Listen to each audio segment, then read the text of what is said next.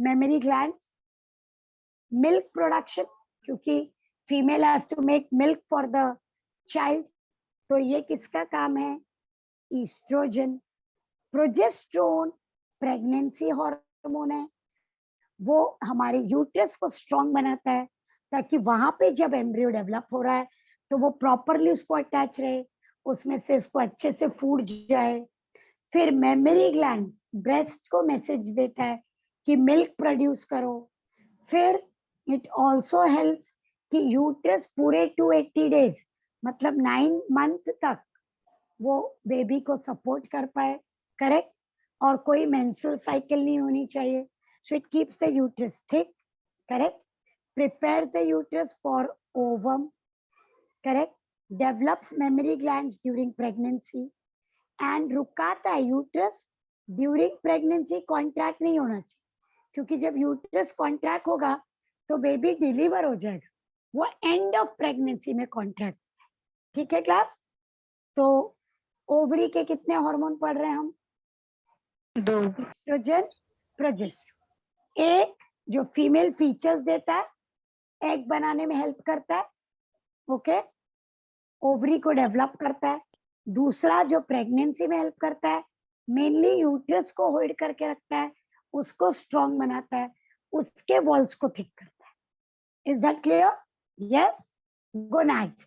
अब क्लास इसको मैं बहुत डिटेल में क्यों नहीं जा रही हूँ, क्योंकि हमें एक चैप्टर है ह्यूमन रिप्रोडक्शन, चैप्टर नंबर 2, बराबर है?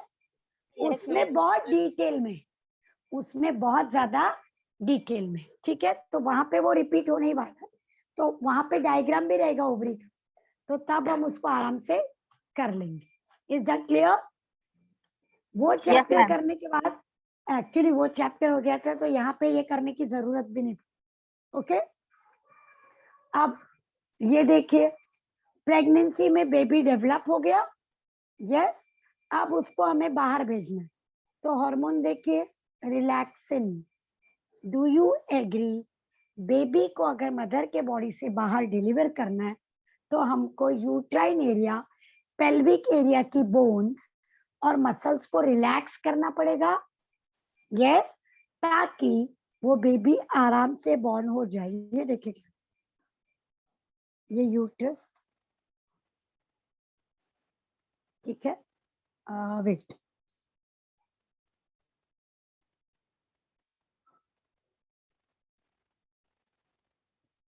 ये देखिए क्लास, ये बेबी इधर है। अब ये बेबी को डिलीवर करना है, तो पैसेज बहुत नैरो दिख रहा है आपको, देखिए, यस मैम। इसको वो रिलैक्स करेगा ताकि बेबी कंपैरेटिवली इजीली बॉर्न हो जाए। कौन सा हार्मोन? रिलैक्सिन। रिलैक्सिंग। हमारे पेल्विक गर्डल की बोन को, वहां के लिगामेंट को, वहां के मसल्स को, यूट्रस को, वेजाइना को रिलैक्स करेगा। लेकिन कब करेगा क्लास? एंड में, पहले नहीं, ओके, 280 डेज के बाद ही, ठीक है। इनहिबिन, इनहिबिन मतलब रुकाना, ठीक है। इनहिबिन क्या करता है, जब प्रेगनेंसी है तब वो ओवरी में एग बनाने को रुकाता है, क्योंकि अब एग की जरूरत नहीं है, एक बेबी ऑलरेडी डेवलप हो रहा है मदर के बॉडी में, तो मदर को पूरा ध्यान उस बेबी पे देना है, तो नया एग बनाना है क्या? नहीं। ओवरी के फॉलिकल्स को एक्टिवेट करना है? बिल्कुल नहीं। तो इनहिबिन उसको रुकाता है, ओवरी को बोलता है और एग्स मत बनाइए, ठीक है, क्योंकि ऑलरेडी एक बेबी डेवलप हो रहा है। Is that clear? Yes ma'am. एक ही हार्मोन मेल में, क्यों एक ही क्लास? बेबी उधर डेवलप नहीं होने वाला, बर्थ वहां पे नहीं है ना, तो मेल के पास मेनली वर्क क्या है? स्पर्म बनाना, उसको रिलीज करना, ठीक है। तो टेस्टोस्टेरोन, टेस्टिस के अंदर स्पेशल सेल्स होते हैं, उनका नाम है लेडिक सेल, ये भी हम बहुत डिटेल में जाने वाले, ओके। लेडिक सेल, तो जब पिट्यूटरी ग्लैंड मैसेज देती है लेडिक सेल को, तो वो बनाता है टेस्टोस्टेरोन, ओके। और जब वो टेस्टोस्टेरोन बनाता है तो हम मेल्स में सेकेंडरी सेक्सुअल फीचर्स, मतलब मतलब बोलो। वॉइस डीपनिंग, यस, क्या आएगा वॉइस में चेंज, मुस्टैच, बराबर, moustaches, beard, broad shoulder, muscular body, है ना, मेल्स में ज्यादा एग्रेसिवनेस होता है, करेक्ट। ये सब किसका काम है? Testosterone. Is it clear? So Yes, ma'am. Testosterone is used by testis, which cells in the testis? उस सेल का नाम बोलो, लेडिक सेल्स, उसका दूसरा नाम बोलो। इंटरस्टिशियल सेल्स, और एक हार्मोन हमने पढ़ा था ICSH, याद है? पिट्यूटरी, हाँ ma'am. Interstitial cell stimulating hormone. तो जब पिट्यूटरी बोलती है तब वो सेल एक्टिवेट, ठीक है, और तब टेस्टोस्टेरोन लेवल, मतलब जैसे 3 साल के बच्चे की मुस्टैचेस नहीं आ सकते, है ना? क्यों? क्योंकि उसके लेडिक सेल एक्टिवेट नहीं हुए। लेकिन जब आप 15, 16, 17 ये एज में आते हो तो धीरे धीरे मेल्स में भी चेंज आते हैं, फीमेल में भी। We call it as puberty, है ना, प्यूबर्टी के चेंजेस। तो वो चेंजेस को कौन कर रहा है? टेस्टिस टेस्टोस्टेरोन बना रही है, ठीक है। Is it clear? Yes class, ma'am, okay. अब कुछ ग्लैंड्स बहुत क्लियर नहीं है, वो इधर उधर है, डिफ्यूज मतलब फैली हुई है यहाँ वहां लोकेशंस में। तो सबसे पहले प्लासेंटा, प्लासेंटा, फिर से यूट्रस बना देते, ये मदर का यूट्रस, और ये देखिए ये प्लासेंटा एक डिस्क होता है, और ये बेबी अम्बिलिकल कॉर्ड से उसको अटैच होता है। तो ये प्लासेंटा खुद एक ग्लैंड है जिससे बेबी कनेक्टेड है, और प्लासेंटा मदर को कनेक्टेड है, ठीक है। मदर का वॉल और बेबी का अम्बिलिकल कॉर्ड वो प्लासेंटा को कनेक्टेड है। प्लासेंटा से मदर फूड भेजती है, पानी भेजती है, और ऑक्सीजन भेजती है, वेस्ट प्रोडक्ट लेती है, और क्या करती है? हार्मोन भेजती है। तो placenta itself is a temporary endocrine gland. वो हार्मोन सिक्रेट करता है, estrogen, progesterone, HCG, human chorionic gonadotropin, okay, placental progesterone. ये सब यूट्रस को थिक रखते हैं, उनको हेल्प करते हैं ताकि प्रेगनेंसी प्रॉपरली बेबी डेवलप हो सके, मेंटेन हो सके। तो प्लासेंटा का एक ही काम, प्रेगनेंसी को मेंटेन करना, यूट्रस के वॉल को थिक रखना। उसके लिए extra estrogen, extra progesterone, okay, human chorionic मतलब प्लासेंटा, वहां से भी हार्मोन आएगा, और बेबी एकदम सेफ रहेगा मदर की बॉडी में, उसको सब फूड मिलेगा, प्रॉपर प्लासेंटा डेवलप होगा। जैसे क्लास कभी कभी जब प्लासेंटा ठीक से नहीं बनता है, जो मैंने डिस्क बनाई थी ना प्लासेंटा, ऐसे बनाया था ना मैंने एक डिस्क, ओके, ये करीब 1 kg का डिस्क होता है, मदर के बॉडी में बनता है जब प्रेगनेंसी में। अगर वो ठीक से नहीं बना, प्लासेंटा कमजोर है, तो बहुत बार प्रेगनेंसी फेल हो जाती है, ओके, बेबी उसको ठीक से अटैच नहीं होता, तो बेबी क्या हो जाता है? यूट्रस से डिस्कार्ड हो जाता है, यस, उसको एबॉर्शन बोलते हैं हम, कॉमन टर्म में उसको एबॉर्शन बोलते हैं या मिसकैरेज बोलते हैं, ठीक है। जब बेबी अपने आप, क्योंकि प्लासेंटा कमजोर था, वो क्या हो गया? मिसकैरेज हो गया। तो प्लासेंटा इज प्लेइंग, वो थोड़े टाइम के लिए है, जब तक बेबी है तब तक ही, लेकिन बहुत इंपॉर्टेंट है ना। Are you getting it? मतलब हम ये नहीं बोल सकते वो इंपॉर्टेंट नहीं है। और जब बेबी बॉर्न होता है, प्लासेंटा भी बाहर चला जाता है, बेबी के साथ प्लासेंटा आउट, नया बेबी आएगा, नया प्लासेंटा बनेगा। Is that clear? Yes, is it clear class? ये देखिए Yes, placenta, ma'am. yes ma'am, can you see the placenta? See, ये देखिए, ये है प्लासेंटा जिसको मैं शेड कर रही हूँ। अब आप देखिए, ये बेबी को कनेक्ट हुआ, और ये मदर का वॉल है, ये बीच का जो डिस्क है वो प्लासेंटा, ठीक है। Is that clear? दोनों के ब्लड वेसल्स उधर कनेक्टेड है। मम्मी फूड दे रही है, बेबी ले रहा है, बेबी वेस्ट भेज रहा है, मम्मी ले रही है, ठीक है। वो सारा काम प्लासेंटा के थ्रू होता है। ओके, गैस्ट्रो मैम, इंटेस्टाइन, हाँ बोलो। एडोलेसेंस में क्या चेंज होते हैं? एडोलेसेंस में मतलब when you are in puberty, तो मेल और फीमेल में कुछ चेंजेस कॉमन होते हैं, कुछ different. Okay, if you talk about common changes, one is increase in height, okay, muscular growth, fine. मैं मेल फीमेल कॉमन चेंजेस बता रही हूँ पहले। एक्यूमुलेशन ऑफ फैट्स, आप थोड़े चब्बी हो जाते हैं, ओके। फिर दोनों के बॉडी के डिफरेंट चेंजेस। मेल्स में hair growth on the face, as a male आपके चीक्स पे हेयर आने लगेंगे, अपर लिप्स पे हेयर आने लगेंगे, चेस्ट पे हेयर आने लगेंगे, आपके इसको क्या बोलते हैं, व्हाट यू से, अपने अंडर आर्म्स में हेयर आने लगेंगे, करेक्ट। फीमेल में आ जाते, तो फेस पे और चेस्ट पे हेयर नहीं आएंगे, लेकिन अंडर आर्म्स में आएंगे, करेक्ट। ये प्यूबर्टी के, आप कोई बहुत छोटे बच्चे को देखेंगे, उनके अंडर आर्म्स में हेयर नहीं होते, करेक्ट। लेग्स के बीच में groin area, we call it as groin area, वहां पे हेयर आ जाएंगे। ये प्यूबर्टी के चेंज, एडोलेसेंस के, ठीक है। फिजिकल चेंज बता रही हूँ मैं। फिर डू यू एग्री, मेल हो या फीमेल, दोनों में बहुत सारा स्किन ऑयली होने लगता है हार्मोन की वजह से, तो पिंपल्स आएंगे, यस। छोटे छोटे, कभी कभी ऐसे एक्ने बोलते हैं उनको, पिंपल्स थोड़ा ज्यादा आ जाते हैं, वो दिखाई देने लगता है आपके चीक्स के ऊपर, फेस के ऊपर, दैट इज वन थिंग, ठीक है। फीमेल में pelvic area, pelvic leg zone में ज्यादा फैट एक्यूमुलेट होता है, तो उनका फेमिनाइन फिगर बन जाता है, फेमिनाइन फिगर। मेल में वैसा नहीं होता, बॉडी ज्यादा स्टर्डी और स्ट्रांग हो जाती है, चेस्ट ब्रॉड हो जाती है।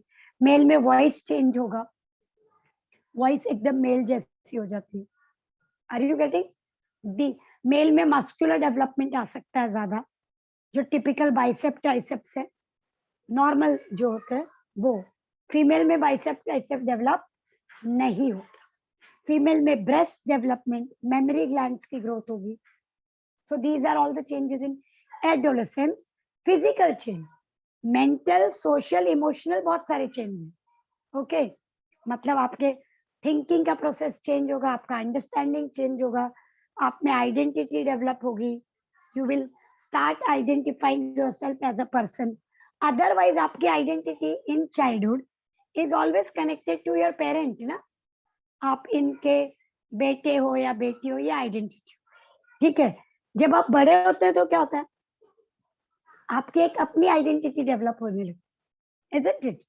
तो आप कैसे चलते हो, कैसे बात करते हो, पर्सनालिटी कैसी, वो सब एडोलेसेंस का हिस्सा है, ओके। आपकी क्या आदतें हैं, कौन सी अच्छी हैबिट्स है, कौन सी बुरी हैबिट है, यही एज ग्रुप होता है जहाँ पे गुड बैड हैबिट्स आ सकते, जिनको बाद में निकालना बहुत मुश्किल होता है। So these are the changes. Okay.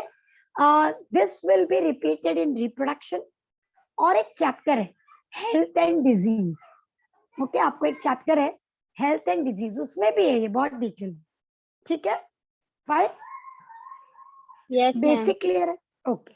अब गैस्ट्रो मतलब स्टमक, इंटेस्टाइनल मतलब इंटेस्टाइन, तो क्या वहां पे हार्मोन है? यस क्लास, वो पूरे ट्रैक में बहुत सारे सेल्स हैं जो हार्मोन रिलीज करते हैं, ठीक है। तो उनके नाम गैस्ट्रिन, वो स्टमक को बोलता है स्टमक का जूस रिलीज करने, गैस्ट्रिन, सो गैस्ट्रिक हार्मोन। सिक्रेटिन, वो पैनक्रियास और लिवर को मैसेज देता है कि पैनक्रियाटिक जूस और बाइल रिलीज करो डाइजेशन के लिए।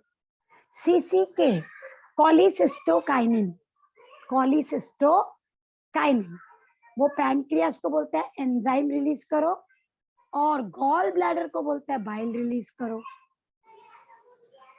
ओके। एंटेरोगैस्ट्रिन, ये रुकाता है, सिर्फ यही एक रुकाने वाला, इसको जीआईपी भी बोलते हैं, गैस्ट्रिक इनहिबिटरी पेप्टाइड। अभी डाइजेशन हो गया तो स्टमक को मैसेज जाता है एंजाइम बंद करो, ये खाना डाइजेस्ट हो गया, फिर से आप खाना खाएंगे तो फिर से गैस्ट्रिन आएगा, फिर से उसको एक्टिवेट करेगा। देखिए क्लास, एक ग्लैंस में फिर से देखिए, गैस्ट्रिक स्टमक के लिए to release gastric juice, secretin pancreatic juice के लिए, कहे लिवर के लिए बाइल, सीसी के वो पैनक्रियास को और स्टिमुलेट करता है to release enzyme and bile, enterogastrin रुकाता है, इनहिबिट करता है कि अभी एंजाइम रिलीज मत करो, डाइजेशन हो गया है। Is that clear? तो डू यू एग्री, पूरा डाइजेस्टिव सिस्टम भी अपने ही ट्रैक में, पूरे ट्रैक में आपका digestive system almost 8 to 10 metre long होता है, उसमें भी हॉर्मोन्स है। ठीक है, are you clear? Yes yes ma'am. आप देखिए किडनी, किडनी के 3 हार्मोन देखिए, रेनिन, एरिथ्रोपोएटिन एंड कैल्सिटेरोल। ये 11th स्टैंडर्ड में था। रेनिन आपके ब्लड प्रेशर को कंट्रोल करता है, कैल्सिटेरोल आपके विटामिन डी को मेंटेन करता है, और एरिथ्रोपोएटिन आपके ब्लड में आरबीसी बनाने के लिए हेल्प करता है। मैं रिपीट कर रही हूँ, रेनिन ब्लड प्रेशर को मेंटेन करता है, कैल्सिटेरोल विटामिन डी को वर्कआउट करने के लिए हेल्प करता है, और एरिथ्रोपोएटिन हमारे रेड ब्लड सेल एरिथ्रोसाइट्स को बनाने में हेल्प करता है। हार्ट का हार्मोन एएनएफ, एट्रियल नाट्रियूरेटिक हार्मोन या एट्रियल नाट्रियूरेटिक फैक्टर, वो भी हमारे बीपी को कंट्रोल करता है। जब भी बीपी हाई होता है, हार्ट बनाता है एएनएफ। सोचो हार्ट भी हार्मोन बना रहा है, ओके? तो जैसे वो एएनएफ बनाता है, बीपी धीरे धीरे नीचे आने, देखो लिखा है reduces blood pressure, okay, reduces blood pressure. वो किडनी में से पानी और सोडियम को बाहर फेंकेगा, तो ब्लड की वॉल्यूम कम हो जाती है और ब्लड प्रेशर रिड्यूस हो जाता है। Fine, is that clear? Now class, there is a small heading called HT, hormonal therapy। बहुत बार हमें कुछ प्रॉब्लम होती है तो हमें हार्मोनल ट्रीटमेंट लेना पड़ता है। एक simple example, thyroid problems, goitre, hyperthyroidism, correct? किसी को अगर प्रेगनेंसी में प्रोजेस्टेरोन कम है तो उसका इंजेक्शन लेना पड़ेगा। इंसुलिन तो हमको पता ही है डायबिटीज की वजह से। फीमेल्स में कैल्शियम की कमी होती है तो ये कैल्सिटेरोल ये हेल्प करेगा, करेक्ट? छोटे बच्चों में अगर ग्रोथ ठीक से नहीं हो रही है, कुछ प्रॉब्लम है, तो ग्रोथ हार्मोन हेल्प करेगा। सपोज मुझे चोट लग गई, ओके, मेरे हाथ में फ्रैक्चर हो गया, तो जल्दी ग्रोथ होनी चाहिए, तो हम मेडिसिन में क्या देते हैं, ग्रोथ हार्मोन। वो क्या करेगा, वो बोन रिपेयरिंग में हेल्प करेगा, फास्ट कर देगा उसको। तो many times we have to take hormonal therapy. Is that clear? Hormonal therapy हमको क्या करती है क्लास? अगर हार्मोन का लेवल कुछ ऊपर नीचे चल रहा है तो वो उसको बैलेंस करते हैं, हमें ट्रीटमेंट में मदद करती है। बहुत सारे लोग हार्मोनल थेरेपी लेते हैं, जैसे स्पेशली फीमेल्स में प्रेगनेंसी के टाइम या चाइल्ड बर्थ के लिए अगर कोई तकलीफ हो रही है तो हार्मोनल थेरेपी लेनी पड़ती है। थायराइड हार्मोन की बहुत सारे लोग थेरेपी लेते हैं, बहुत सारे, okay? So that is one thing which can be done and used, okay? आपका hormonal, this ends the chapter class. आपका हार्मोनल बैलेंस बहुत इंपॉर्टेंट है और उसको मेंटेन रखना बहुत जरूरी। जितना हो सके हम आर्टिफिशियल हार्मोन ना लें तो बहुत अच्छा है, ठीक है? जितना हो सके, जब तक जरूरत नहीं है, कोई भी नीड नहीं है हमें आर्टिफिशियल हार्मोन लेने की। Fine class, are you clear with the chapter? Yes ma'am. Have you realise कि हमें पढ़ना क्या है, कौन सी ग्लैंड, कौन सा हार्मोन और उसका फंक्शन। अगर वो कम ज्यादा होगा तो क्या होगा, खाली न्यूमेरिकली नंबर बहुत ज्यादा, ओके? मतलब pituitary, thyroid, pancreas, adrenal, parathyroid, thymus, वहां तक तो बहुत ज्यादा है। जो बाकी के थे ना, अभी आपने ओवरी, टेस्टिस, प्लासेंटा देखा, वो पूरा चैप्टर 2 में रिपीट होगा, तो वो एक्स्ट्रा लोड नहीं, वो आपको लर्न हो जाए, ठीक है। किडनी वाला 11th में था आपको, डाइजेशन वाला भी 11th में था, ओके। तो वहां पे लोड नहीं, पर यहाँ पे लोड है, ठीक है class. Are we getting it? Fine. Now tell me which chapter should I start? Last time किसी ने थर्ड मुझे one ma'am, Third chapter. Inheritance and will. Inheritance करें, ओके ठीक है, it's a very nice chapter, good one. Hello, किसी ने, ma'am हाँ बोलो। जरा मिड ब्रेन और हाइंड ब्रेन बता दो ना, मिड ब्रेन और हिंड ब्रेन। अभी बताओ। हाँ ma'am. Who is this? Riddhi. तो तुम्हारा लेक्चर मिस हुआ है क्या? नहीं मैम, सब में थी मैं। तो एक मिनट, मतलब One खाली minute. मिड ब्रेन ही चाहिए, 2 पार्ट है छोटे वही का। 1 minute, 1 minute है रिद्धि। Yes ma'am.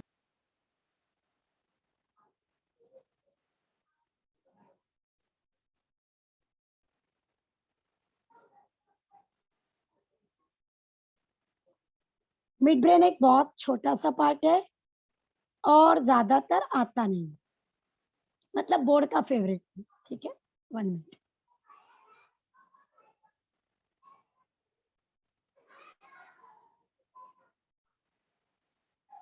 ये रहा मिड ब्रेन। पहले ना डायग्रामेटिक समझो, ओके। मैं आपको एक छोटे से डायग्राम में पहले बता दूं। ये देखो, मिड ब्रेन में 4 लोब्स होते हैं, 1 2 3 और 4। इनको बोलते हैं कॉलिक्यूलाई, ठीक है। जो ऊपर है सुपीरियर कॉलिक्यूलाई और जो नीचे इंफीरियर कॉलिक्यूलाई। ऊपर है जो सुपीरियर और जो नीचे है इंफीरियर। ये जो सुपीरियर कॉलिक्यूलाई, ये हमारे विजन मतलब आई के लिए जरूरी है, देखने के लिए, और जो नीचे है वो ईयर के लिए, साउंड के लिए। तो आपको ऑलरेडी पता है कि देखने के लिए ऑसिपिटल लोब है और सुनने के लिए टेम्पोरल लोब है, isn't it? So what is this doing? This superior and inferior colliculi ये क्या कर रहे हैं? So they are helping in typical way for secondary vision. Secondary vision क्या होता है क्लास? Secondary vision देखो क्लास, अभी आप पढ़ रहे हो, ठीक है, तो आप मोबाइल पे देख रहे हो, बराबर है, कोई इमेज है या बोर्ड दिख रहा है, whatever is visible to you, ठीक है। तो वो आपका प्राइमरी विजन है, ठीक है। लेकिन क्योंकि आप घर पे हो, आजू बाजू से कोई जा रहा होगा आपके घर में, मम्मी डैडी चल रहे होंगे उस रूम में, तो वो भी आपको दिखते हैं ना कि नहीं दिखते? यस मैम, दिखते हैं। मतलब ऐसा नहीं होता ना हमारा विजन की बस यही दिख रहा है, अभी और कुछ नहीं दिख रहा, ऐसा नहीं होता। Are you understanding? So that is called secondary vision. वैसे ही सेकेंडरी साउंड भी होता है। अभी मैं आपको पढ़ा रही हूँ, तो एक आपने ईयरफोन लगाया होगा और मेरी आवाज आपको आ रही है, ठीक है, आप उस पर कॉन्सेंट्रेट भी करो, लेकिन बहुत सारी आवाजें आजू बाजू से भी आ रही होती है। फैन की आवाज हो, करेक्ट, फैन की आवाज आ सकती है, कोई बात कर रहा है उसकी आवाज आ सकती है, टीवी की आ सकती है ना, डिस्टरबेंस होता है कभी कभी ना, पर वो आपको सुनाई देता है ना। ऐसा तो नहीं है कि सिर्फ मेरी आवाज आपको सुनाई दे रही है, नहीं। तो ये सब होते हैं सेकेंडरी विजन और हियरिंग, ओके, जो सुपीरियर और इंफीरियर कॉलिक्यूलाई करते हैं, और उनको एक साथ बोला जाता है कॉर्पोरा क्वाड्रीजेमिना। क्वाड्री मतलब 4, क्वाड्री मतलब 4, सुपीरियर विजुअल, इंफीरियर ऑडिटरी, ठीक है। दूसरी बात, इनकी वजह से, ये साउंड और साइट की वजह से आप अपना हेड उस तरफ मूव करते हो जिस तरफ से साउंड आ रहा है। किसी ने आवाज दी तो आप सर उस तरफ घुमाते हो कि नहीं गर्दन? यस हो ना? मैम। कि दूसरी तरफ घुमा लेते हो? एक नेचुरल टेंडेंसी है ना, जहां से साउंड आ रहा है आप उस तरफ देखते हो, बराबर है? Do you agree? Yes, ma'am. उसमें आप सोचते थोड़ी हो कि अरे साउंड किधर से आ रहा है, चलो मैं किधर देखूं ना, वो तुरंत हो जाता है ना। तो मैम वो आपका आवाज टेंडेंसी। नहीं आ रहा है। हेलो हाँ मैम, आ रहा है अब आपका आवाज। ठीक। तो वो साउंड जो है और वो जो साइट है, उस तरफ हमारा ध्यान जो जाता है, वो हमारा सेकेंडरी विजन है। Are you understanding class? Yes. देखो क्लास, अगर आप एक टेबल टेनिस का मैच देख रहे हो तो आपका हेड ना ऐसे जाएगा, इधर फिर इधर, इधर फिर इधर। जैसे वो शॉट खेलेंगे उस तरफ आपका हेड ऐसे ऐसे, राइट लेफ्ट राइट लेफ्ट। ये क्या है? ये किसका काम है? मिड ब्रेन का, उसको मैनेज कर। ठीक है, ये देखिए, चारों लोब्स को देखिए, check. Can you see the 4 lobes? 1 2 3 4। कोई कुछ कह रहा है? किसी ने कुछ पूछा? क्लियर नहीं आई आवाज? Can you repeat here? Ma'am hello. किसी का गलती से ओपन हो गया था मैम। अच्छा, गलती से। ओके ओके, मुझे लगा मुझे सुनाई नहीं दी। ये देखिए, 1 2 3 4, 4 लोब्स दिख रहे हैं। ये सुपीरियर, ये इंफीरियर। आई बात? लेकिन इनको देखो कैसे कनेक्ट कर रखा है। ये पेडंकल है, सेरिब्रल पेडंकल। ठीक है, यहाँ पे देखिए, यहाँ ये रेड कलर का आपका लोब है, साइड व्यू, सुपीरियर इंफीरियर, और इनको कनेक्ट करता है पेडंकल। ओके, तो mid brain actually fore brain और हाइंड ब्रेन को एक दूसरे से connect.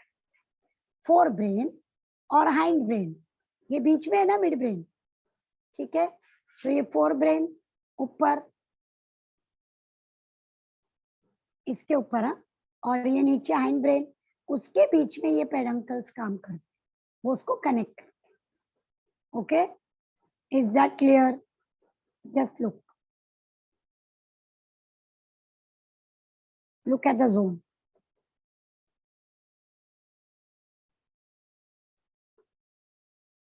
Are you getting it? ये देखिए, cerebral peduncle are ascending and descending fibres. वो जो मैंने रॉड दिखाया था उसमें नर्व फाइबर है, जो सेरिब्रम फोर ब्रेन को मिड ब्रेन से कनेक्ट करता है। ठीक है, फिर मिड ब्रेन किसको कनेक्ट होने वाला है? हाइंड ब्रेन को। तो बीच में मिड ब्रेन हो गया ना connect. Fine, is that clear?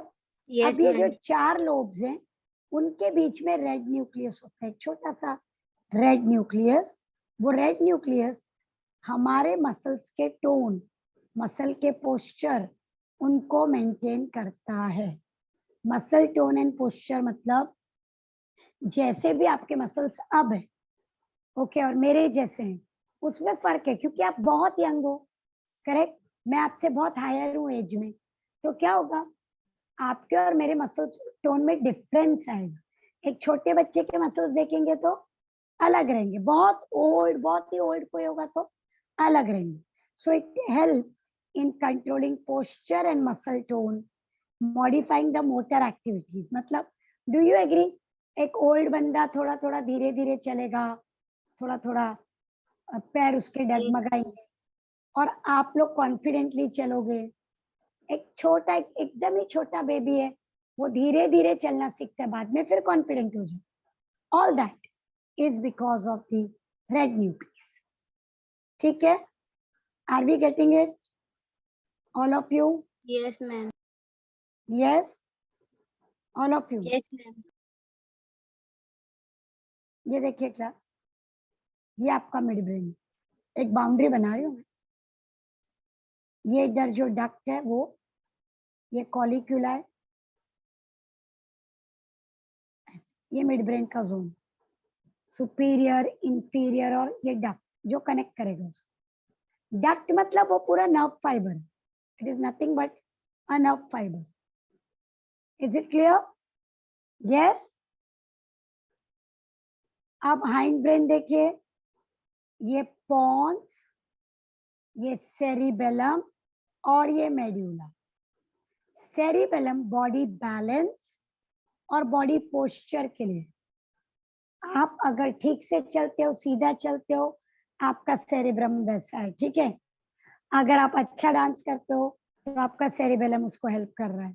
अगर आप रस्सी पे चल सकते हो, मैंने बताया था तभी भी, तो आपका बैलेंस बहुत ही अच्छा, आपका सेरिबेलम बहुत ही अच्छा। ओके, आप साइकिल कर सकते हो, बैलेंसिंग एक्शन, सेरिबेलम, ठीक है। बॉडी का पोस्चर, कुछ लोग सीधा खड़े होते हैं, कुछ लोग थोड़ा सा झुक के खड़े होते हैं, cerebellum. Is it clear? Yes. ये देखिए पॉन्स, पॉन्स मतलब ब्रिज, तो ये एक सेरिबेलम और दूसरे सेरिबेलम को कनेक्ट करता है, bridge. Pons means a bridge, it is connecting it, ठीक है। और मेड्यूला हमारे सारे इनवॉलेंट्री एक्शन, इनवॉलेंट्री बोलो, रेस्पिरेशन, सर्कुलेशन, डाइजेशन, एक्सक्रीशन, ये सब को कौन कंट्रोल करता है? ब्रीदिंग को medulla. Okay, medulla is the last part. See pons, see it is connection, bridge बोला था मैंने आपको, सेरिब्रम, सेरिबेलर, मेड्यूला को और सेरिबेलर के दोनों लोब्स को, इसीलिए पॉन को ब्रिज बोला जाता है। सेरिबेलम सेकेंड लार्जेस्ट पार्ट है, क्या कर रहा है वो? Yes, balance. Balance, very important, ठीक है। और उसका आइडेंटिफाइंग पार्ट ये होता है, ये देखिए ट्री जैसा दिखता है वो, कैसा दिखाई दे रहा है? सी द ट्री, उसमें जो व्हाइट मैटर है वो ट्री की तरह स्प्रेड होता है, जैसे कि ये ट्री का कोई ब्रांच, और बाकी का जो है वो ग्रे मैटर है, ये देखिए grey matter. So how the white matter looks like a tree, like उसको बोलते हैं arbor vitae. Look at that word, arbor vitae, tree of life. Arbor मतलब ट्री, वाइटे मतलब पेड़, सॉरी इंपॉर्टेंट। ये देखिए, दिख रहा है आपको पेड़ की तरह? देखो white matter, what is the white matter called? Arbor vitae. Arbor मतलब पेड़, पेड़ के ब्रांचेस, और वाइटे मतलब important, it is very important ना, ठीक है। क्या कर रहा है वो? देखो class, maintains the balance, check, see body balance, posture, voluntary muscles का पूरा मेंटेनेंस, ठीक है। Okay, walking, running, speaking, lips का मूवमेंट, जितने भी आपकी मस्कुलर एक्टिविटीज उनको सेरिबेलम बैलेंस करता है, कंट्रोल सेरिब्रम करता है क्लास, लेकिन सेरिबेलम उसको प्रॉपरली करवाता है। ओके, स्पेशली मसल और बॉडी पोस्चर। और मेड्यूला हमारा इनवॉलेंट्री, सारी इनवॉलेंट्री चीजें जो बहुत इंपॉर्टेंट है। Let's look at the important things, heartbeat, respiration, peristalsis, muscular movement, छोटी छोटी एक्टिविटी, खांसी, सर्दी, स्नीजिंग, सॉलोइंग, वॉमिटिंग, यॉर्निंग, छोटी है पर बहुत इंपॉर्टेंट है, तो उसको भी कौन मेंटेन कर रहा है? मेड्यूला। Medulla oblongata. जिनको हम नहीं कंट्रोल कर सकते, आप नहीं डिसाइड कर सकते कि आप कब छींकोगे, आप नहीं डिसाइड कर सकते कि आप खांसोगे कब, है ना, वो नेचुरल ही होता है, मेड्यूला। और ये रॉड लाइक पार्ट का नाम है medulla, correct? Yes ma'am. This rod like structure is known as medulla. Is it clear? Yes ma'am. ठीक है, फाइन। और कुछ इसमें? मैम एक थर्ड वेंट्रिकल, फोर्थ वेंट्रिकल, ये देखो ब्रेन में 4 कैविटीज है, कितना गैप है? 4। और वो चारों का नाम है फर्स्ट, सेकंड, थर्ड, फोर्थ। तो ऐसा मानो ब्रेन एक डब्बा है, ओके, उस डब्बे के अंदर 4 खाने, 4 खाने। टिफिन का बॉक्स होता है ना, जिसमें सब्जी रोटी के लिए अलग अलग खाने होते हैं, ठीक है। अब वो खाने को देखो, ये पहला खाना फर्स्ट वेंट्रिकल, ओके। दूसरा भी दिखा सेकेंड वेंट्रिकल, ये दिख रहा है दोनों, ठीक है। वो गैप है हाँ क्लास, और उसके अंदर एक लिक्विड भरा हुआ है, ये रहा आपका तीसरा और ये रहा चौथा। लेकिन सबसे इंपॉर्टेंट चीज क्या है, दे आर इंटरकनेक्टेड। देखो ये फर्स्ट सेकेंड थर्ड को कनेक्टेड है, थर्ड फोर्थ को कनेक्टेड है, फोर्थ स्पाइनल कॉर्ड को connected. Are you getting it?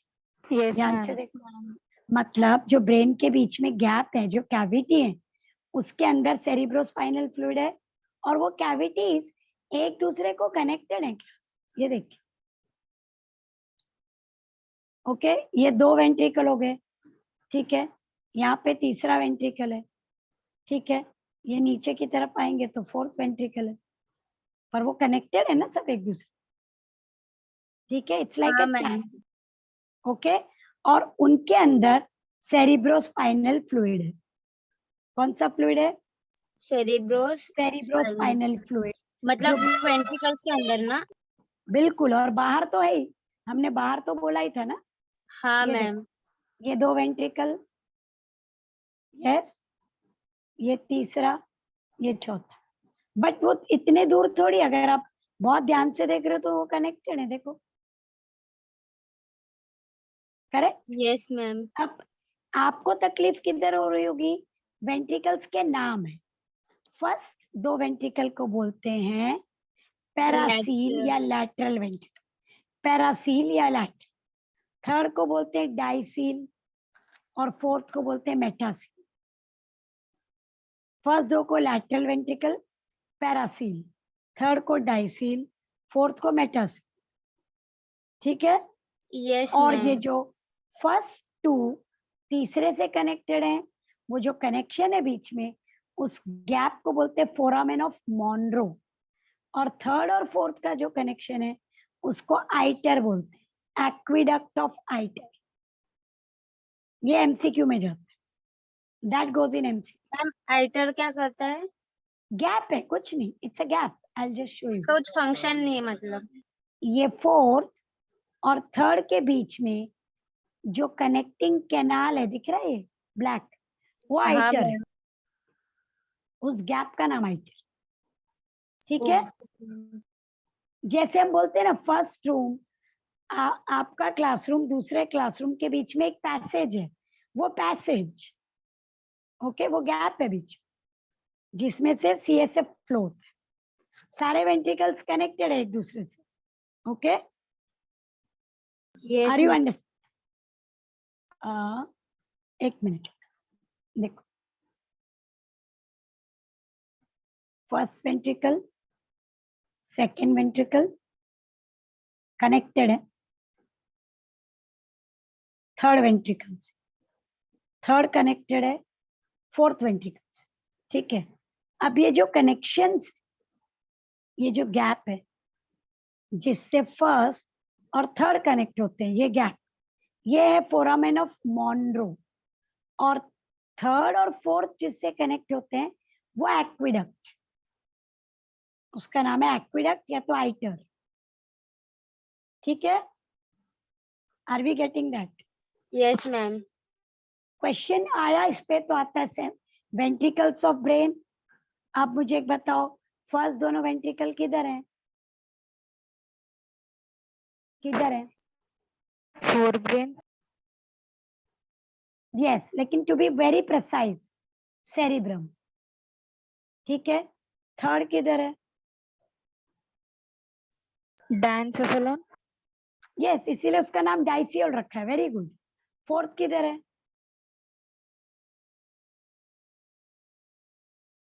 Epithalamus. No, नीचे नीचे, कौन मेड्यूला, सा मेडुला का रीजन? यस मेड्यूला, इसीलिए उसको मेटासील बोल, last. Are you getting it? Yes, हाँ ma'am. Ma'am. first two ventricles in two cerebral hemisphere, third वाला in diencephalon, fourth वाला in medulla. याद रखो। और अगर आप इस पीडीएफ को पढ़ रहे हो तो आपको बीच बीच में ये वेंट्रिकल्स के बारे में दिखाई देता है। ओके, बीच हाँ बीच में मैम। वेंट्रिकल्स के बारे में दिखता है, लेकिन उसको एक साथ पढ़ना ज्यादा इजी होता है। देखो यहाँ पे लिखा है ना, डायनसेफ्लॉन देखा आपको, डाइसिल देखिए, फोरामेन ऑफ मेनरो लिखा है ना, लैटरल वेंट्रिकल और डाइसिल किसको कौन कनेक्ट करता है? Foramen of Monro. MCQ, simple है ना? Are you getting it? Yes, ma'am.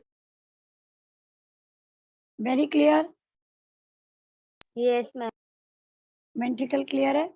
और बोलिए, और कुछ, anything else? All of you आगे बढ़े? हाँ मैम। पक्का? Okay ma'am. ओके, ठीक है। And you told me to start with chapter 3, correct? Yes, ma'am. 1 minute please. Coming to chapter 3. Chapter 3 का नाम क्या है क्लास? बोलो। Inheritance and inheritance and variation. ठीक, ओके, इनहेरिटेंस एंड वेरिएशन। वहां पे आधा चैप्टर, ओके, ऑलमोस्ट 50% चैप्टर इस पर्सन के ऊपर है जो फादर ऑफ जेनेटिक्स है। Can you see? yes, can you ma'am. See? उसका नाम बताएंगे? किसको Gregor पता होगा? Mendel. Very correct, Gregor Greater John Mendel. Mendel. Yes, so Gregor Mendel, father of genetics, उनको हमने कब ये नाम दिया? 1900 में। ओके, 20th सेंचुरी जब शुरू हुई, 1900 में हमने उनको ये क्रेडिट दिया, लेकिन उन्होंने जेनेटिक्स के बारे में हमको बता दिया था 1966-67 में, सॉरी 1866-67 में। मतलब 30 साल, 35 साल तक हम समझ ही नहीं पाए कि मेंडल क्या बोल रहे। तो मेंडल इतना आगे था जेनेटिक्स में, वो इतनी परफेक्ट चीजें बता रहा था, लेकिन हमारा दिमाग एक्सेप्ट नहीं कर रहा था। बात समझ में आ रही क्लास? ओके, तो आपको याद रखना है, जब भी आप मेंडलिज्म पढ़ेंगे आपको याद रखना है कि मेंडल ने सारे एक्सपेरिमेंट और लॉज जो हमको दिए, उसका टाइम बहुत डिफरेंट था। उसके पास माइक्रोस्कोप नहीं था, उसने कभी क्रोमोसोम नहीं देखा था, उसको ये वर्ड डीएनए, जीन्स पता ही नहीं थे। ओके, तो ये सब चीजों के बिना भी वो जेनेटिक्स की बात कर रहा था। Are you understand? हाँ मैम। 1 minute, 1 minute है class.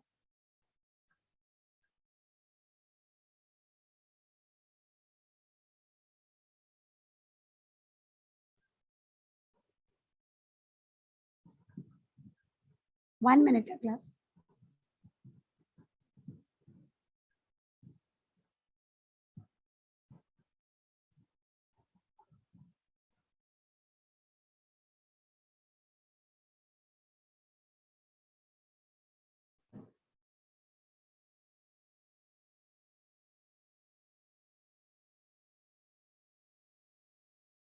Sorry class, just a minute.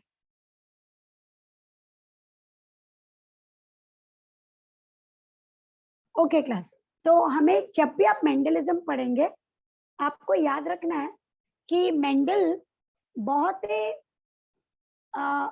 एक पुराने टाइम में वो इतने आगे की बात कर रहे थे कि वो वर्ल्ड समझ नहीं पा रहा था। ओके, और 2-4 प्रॉब्लम्स थी उनके साथ। वो ये था कि वो अकेले काम कर रहे थे, उनके साथ ऐसा नहीं था मेंडल एंड कोवर्कर, या जैसे हम वॉटसन एंड क्रिक पढ़ते हैं, ऐसा नहीं था। ठीक है। तीसरी बात, उनके फादर फार्मर थे, तो वो सारा का सारा एक्सपेरिमेंट फील्ड में कर रहे थे, मतलब प्लांट पे कर रहे थे। किस पे कर रहे थे? प्लांट्स। Plant. उन्होंने एनिमल जेनेटिक्स पे नहीं किया। फादर फार्मर थे, तो फार्मर है तो हमारे पास खेत में प्लांट बहुत सारे हैं और उसी पे वो एक्सपेरिमेंट करते। वो खुद मैथ्स के टीचर थे, बहुत ही अच्छे वाले। Mendel was very famous as a teacher. तो बायोलॉजी के टीचर्स को ये बिल्कुल पसंद नहीं आया कि ये मैथ्स का टीचर बायोलॉजी में क्या कर रहा है भाई। आर यू अंडरस्टैंडिंग, है ना? थोड़ा सा ईगो रहता है ना कि इसको बायोलॉजी कैसे आती है, ये क्या कर रहा है इधर। तो ही वाज टीचिंग मैथमेटिक्स, लेकिन डूइंग एक्सपेरिमेंट ऑफ बायोलॉजिस्ट, तो वो उस लोगों को समझ में नहीं आया। तीसरी चीज, he was a monk. Monk क्या होता है क्लास? मोनी. जो चर्च में फादर और प्रीस्ट होते हैं ना, चर्च में प्रीस्ट होते हैं ना, हाँ वो मैम। फादर प्लस वो टीचिंग भी करते हैं। मतलब आप टीचर भी हो और प्रीस्ट भी हो, तो एक कॉमन टर्म आ जाता है मॉन्क। ओके, तो वो क्या करते, वो ये थे। अब आपको पता है पुराने जमाने में पढ़ाई वाज मोर रिलीजन, है ना? क्या पढ़ाते थे पुराने टाइम के स्कूल्स में? रिलीजन के बारे में। आजकल स्कूल में रिलीजन नहीं पढ़ाया जाता, लेकिन पहले पढ़ाते थे, है ना? अगर आप पुराने टाइम में होते और मैं आपको पढ़ा रही होती तो शायद मैं आपको कोई वेदा पढ़ा रही होती, है ना?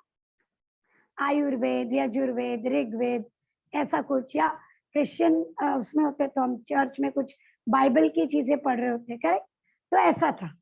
तो जब वो एक्सपेरिमेंट करने लगे तो उन लोगों ने भी मना किया कि आप तो प्रीस्ट हो, तो आप एक्सपेरिमेंट कैसे कर सकते हो? साइंस का क्या काम है आपसे, करेक्ट? तो उनको काफी जगह से अपोजिशन मिला। ओके, मतलब बहुत सारी चीजें उनके फेवर में नहीं। ओके, इसीलिए वो ठीक से हमें बता नहीं पाए और इसीलिए हमें 35 साल लग गए पहचानने में कि मेंडल कितना अच्छा काम कर रहे थे। और 35 साल के बाद, मतलब उनकी डेथ के बाद, हम उनको फादर ऑफ जेनेटिक्स बोलते हैं। Are you getting it? Background clear है आपको? यस, ठीक है। लेकिन क्लास माइक्रोस्कोप ना होते हुए, कोई भी लैब नहीं होते हुए, सपोर्ट नहीं होते हुए, बहुत सारा अपोजिशन होते हुए भी मेंडल ने जेनेटिक्स के जो 3 लॉज दिए हैं, वो जेनेटिक का बेस है अभी तक। ओके, उसका बेसिस। हम जेनेटिक्स में बहुत आगे बढ़ गए क्लास, बायोटेक्नोलॉजी, जेनेटिक इंजीनियरिंग, हम बहुत कुछ कर रहे हैं, लेकिन जो बेस मेंडल ने दिया वो बहुत ही स्ट्रॉन्ग है। ओके, तो दैट इज वाई उनको फादर ऑफ जेनेटिक्स बोलना बिल्कुल भी गलत नहीं है। इतना एफर्ट उन्होंने, बहुत एफर्ट किया और एब्सोल्युटली अकेले किया सब कुछ। सो सी, 1822 का बर्थ, सन ऑफ फार्मर, ये बैकग्राउंड में याद रखिए। Teacher of mathematics, specially statistic. Statistic आपको पता है ना, ऐसे फ्रीक्वेंसी काउंट हाँ, किया आपने मैम। 10th, है ना? Yes, ma'am. तो मेंडल भी प्लांट की बहुत सारी काउंटिंग करते रहते थे, तो स्टैट्स उन्होंने बहुत अच्छे से यूज किया। उन्होंने 2-4 रेशियो भी दिए, तो वो बायोलॉजी वालों को जमा नहीं किए रेशियो यहाँ पे क्या कर रहा है बायोलॉजी में। ओके, और उन्होंने बहुत सारे एक्सपेरिमेंट किए, ठीक है। He was the first one to talk about it. This background you have to keep in mind. उन्होंने किस प्लांट पे एक्सपेरिमेंट किया? बहुत फेमस है वो भी। Pea plant. Pea plant. Very good. उसका साइंटिफिक नेम बोलिए। Pisum sativum. Correct, Pisum sativum, which is MCQ, very important. और P के कितने कैरेक्टर उन्होंने स्टडी किए? 7। कितने किए? 7. और कितने साल तक किए? 7। 7 साल उन्होंने एक्सपेरिमेंट किए, 7 अलग अलग कैरेक्टर पढ़े पी के, ठीक है। उसका पूरा डेटा बनाया, उसको लिखा बुक में, जैसे आप जर्नल्स लिखते हो ना, वैसे मेंडल ने पूरा एक्सपेरिमेंट लिखा, पूरा डेटा बनाया, काउंट किया सब कुछ, और तब जाके उन्होंने लॉज हमको दिए, ठीक है। लेकिन क्या हुआ वो तो समझ में नहीं आए। तो बाद में 1900 में 3 साइंटिस्ट, उन्होंने मेंडल के लॉ हमको फिर से बताए थोड़ा अच्छे तरीके से, तब लोगों को समझ में आया, ठीक है। सो ये देखिए, Mendelian work was not recognized till 19th century, but now he is called father of genetics. ठीक है, ये हमारे मेंडल, और ये रहे, we should be thankful to Carl Correns, Hugo de Vries and Tschermak. इन तीनों ने मेंडल के लॉ को फिर से पढ़ा, फिर से रीडिस्कवर किया, फिर से एक्सप्लेन किया, और मेंडल के नाम से ही पब्लिश किया. ऐसा नहीं कि खुद क्रेडिट ले लिया. ठीक है, 1900 में. Which are the 3 scientist? Carl Correns, NEET में आ चुका है ये, ह्यूगो डिवेरेज एंड टेशरमार्क. उन्होंने लॉ को फिर से रीडिस्कवर किया.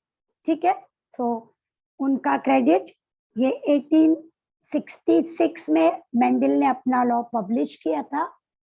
ठीक है क्लास, उस वक्त प्रॉब्लम क्या हुई थी? देखो क्लास, मेंडल ने एक बुक में अपना लॉ छाप दिया. अब उस वक्त ट्रांसपोर्ट कम्युनिकेशन इतना स्ट्रांग नहीं था, गूगल तो था नहीं कि मेंडल ने गूगल पे कुछ डाल दिया, यूट्यूब पे डाल दिया तो पूरी दुनिया को पता चल गया. ऐसा नहीं था ना.